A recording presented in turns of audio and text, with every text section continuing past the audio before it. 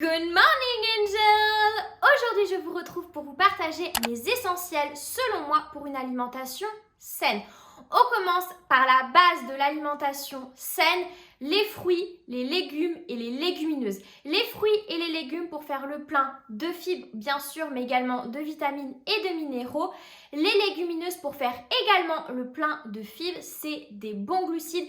Et également pour moi en tant que végétarienne, c'est une de mes sources principales de protéines. Deuxième essentiel, l'eau à 98% et on exite tout ce qui est soda, jus de fruits industriels, ce n'est que du sucre, ça n'a aucune valeur nutritionnelle et on consomme 2 litres d'eau pure par jour en dehors de l'alimentation.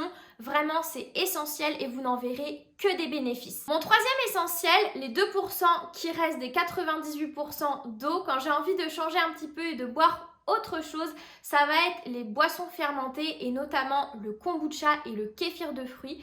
Les boissons fermentées, c'est des boissons bourrées de probiotiques. Vous pouvez les retrouver en magasin biologique. Le kombucha, c'est du thé fermenté et le kéfir de fruits, ça va être pareil, une boisson fermentée, mais là à base de grains de kéfir que je réalise moi-même.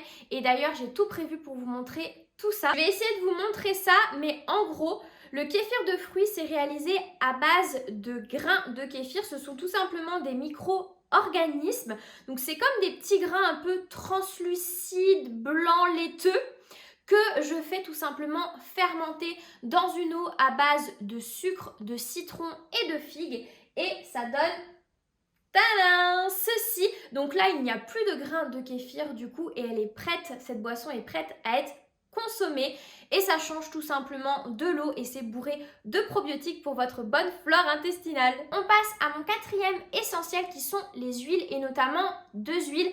La première, le basique, ça je pense qu'on l'a tous dans nos placards, l'huile d'olive qui est riche en oméga 9 et qui est top parce qu'elle est parfaite pour les cuissons. Sa composition n'est pas modifiée et du coup elle n'est tout simplement pas dangereuse lorsqu'on la cuisine, donc ça c'est top.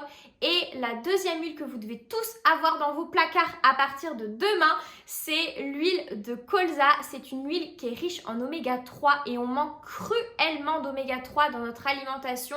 Elle est aussi riche mais vraiment à plus faible dose en oméga 6 et 9, donc elle est vraiment très complète.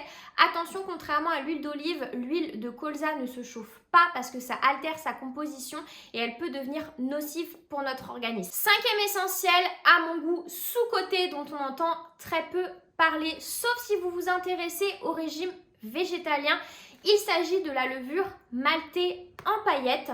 On en entend pas mal parler dans tout ce qui est sphère vegan, régime végétalien, parce que ça a un petit goût de fromage et donc c'est pas mal à saupoudrer sur les plats. En tout cas, moi c'est comme ça que je l'utilise. C'est riche en vitamines, en minéraux et surtout en protéines. On a 46 grammes de protéines pour 100 grammes. Alors, on ne va pas consommer 100 grammes de levure maltée, ça fait un peu beaucoup, mais pour compléter une assiette et son apport en protéines, sachant que pour 2 cuillères à soupe, on a 5 grammes de protéines. Donc autant vous dire que c'est pas mal, ça se trouve en magasin biologique et aussi en grande surface. Ça y est, ça a fait son apparition, ça coûte 4-5 euros. Une misère honnêtement parce que ça fait quand même une bonne grosse quantité et sachant qu'on en saupoudre 2-3 cuillères à soupe, et bah autant vous dire qu'il en faut très peu et donc ça dure un bon moment. Honnêtement, je dois en acheter peut-être 2 par an. Autre essentiel, si comme moi vous cherchez à compléter votre apport en protéines, la farine d'épeautre est très sympa. On est à 12 grammes de protéines pour 100 grammes.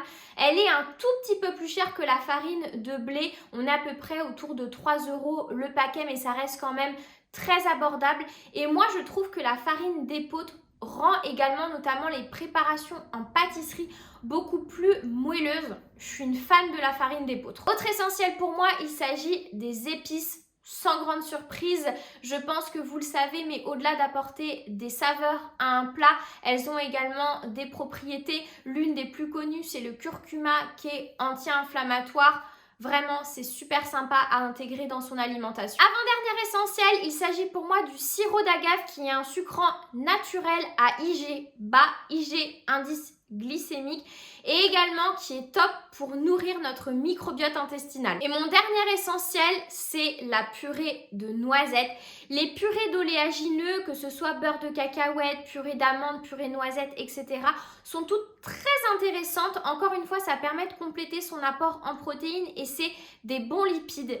Mais la purée de noisettes, je dois vous avouer que c'est vraiment ma favorite. C'est pas donné parce qu'on est bien entre 4 à 6 euros le petit pot.